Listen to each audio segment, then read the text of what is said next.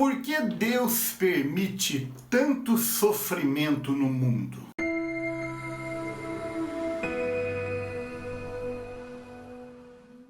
Eu quero começar essa reflexão nesse dia compartilhando com você uma das lições que eu aprendi há alguns anos, onde uma pessoa me disse que 50% de toda resposta está no fato de compreendermos bem a pergunta que foi feita. Eu fiz no início desse vídeo uma proposta, na verdade uma pergunta bem desafiadora e que muitos têm feito, principalmente nos dias que a gente tem vivido, nos tempos que a gente tem vivido. Por que Deus permite tanto sofrimento na história humana? E quando eu compartilho essa lição que eu aprendi há alguns anos, está exatamente no fato de nós procurarmos compreender bem a pergunta. E a pergunta é: por que Deus permite? Isso, na verdade, me leva a pensar exatamente na diferença entre permitir e causar e provocar. Na verdade, não é Deus que criou, que causou o sofrimento. Na verdade, para nós compreendermos isso com profundidade, nós precisamos nos reportar à história da criação. E eu convido você a voltar os olhos para o comecinho do livro de Gênesis, porque ali no capítulo 1, no capítulo 2, Deus deixou registrado exatamente a história do início de tudo, a história da criação. E o interessante é que quando nós lemos Gênesis capítulo 1, versículo 1, nós vamos ver exatamente a expressão que diz: no princípio criou Deus os céus e a terra. Nós precisamos entender que o que fica claro no versículo de número 1 é o fato de que Deus é o Criador de todas as coisas. O mundo que hoje nós vemos, o mundo que nós desfrutamos, a nossa vida, a minha vida, a sua vida, é obra de um Criador. Deus nos criou, Deus nos fez dessa forma. E eu quero que você pense exatamente na perfeição, na harmonia com que tudo o que Deus criou, tudo o que Deus fez era perfeito e harmonioso.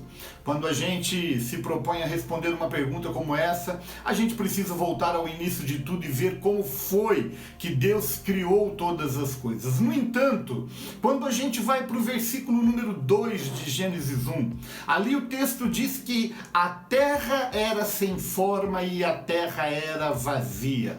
Eu não quero me aprofundar aqui teologicamente, nem do ponto de vista de uma reflexão rápida e superficial, no sentido de procurar entender por que a terra se tornou sem forma e vazia.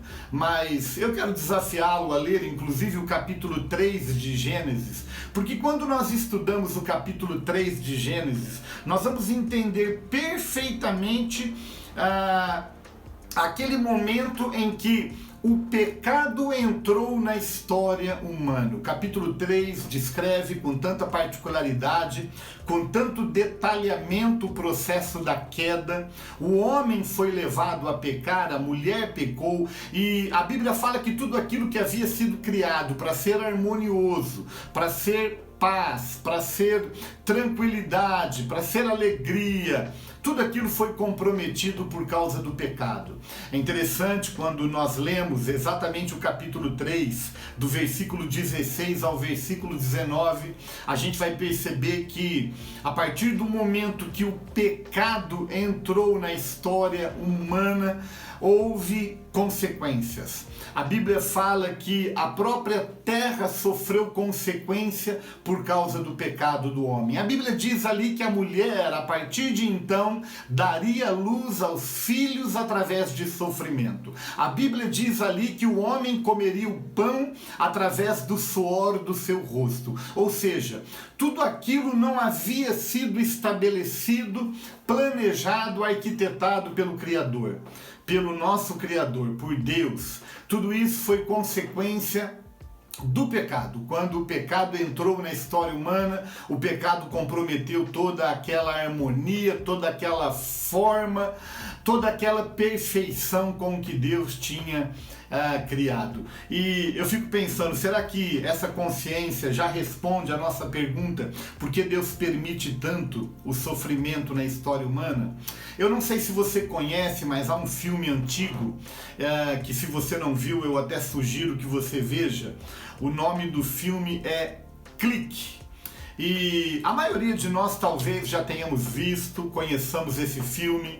E eu fico pensando que a maioria de nós, quando o filme começou, nós gostaríamos de ter aquele controle remoto na mão. Lembra que o filme conta a história de um controle remoto, onde a gente tinha a capacidade de adiantar, de atrasar, de pular algum momento inconveniente, de tristeza na nossa vida, ele pula. E a pessoa que está vivendo todo aquele drama do filme, ele faz exatamente isso. Quando ele enfrenta problemas difíceis, problemas que trariam sofrimento, que trariam lágrima, que trariam desapontamento, ele pula e ele deixa de viver aquele momento. Mas uma das coisas que mais me impressiona é exatamente o fim do filme, porque no fim do filme eu acredito que todos nós concluímos exatamente igual o protagonista daquele filme, que ele chega à conclusão de que não valeu a pena ter pulado todos os momentos difíceis da vida. Aquilo trouxe consequências devastadoras à sua família, à sua saúde, à sua própria pessoa. O que eu quero dizer com isso, que eu estou compartilhando com você? Sabe, querido, o sofrimento, ele entrou na história humana exatamente por causa da entrada do pecado. E será que existe um jeito de nós resolvermos o sofrimento? O meu conselho é: não vale a pena. Na verdade, quando Deus permite, e a gente volta exatamente para a pergunta, por que Deus permite, não causa, porque Deus permite tanto sofrimento na história humana? É exatamente pelo fato de que, através do sofrimento, todos nós temos a oportunidade de nos voltarmos para o nosso Criador. Sabe, querido, quando nós olhamos para toda essa situação pandêmica que assola as nações da Terra, no último ano, a gente pode dizer no último ano, eu vejo que são oportunidades que Deus está nos dando de nos voltarmos para Ele, de corrermos para Ele, de olharmos para o início de tudo, de olharmos para a criação, de nos voltarmos para a palavra de Deus e dessa forma recebermos cura, recebermos saúde, recebermos livramento de todo medo e de toda insegurança que tem assolado as nações da terra. Então eu quero orar para que você e eu encontremos o caminho do arrependimento e o caminho com que vai nos permitir percorrer o caminho do sofrimento, que vai nos levar de volta ao nosso Criador.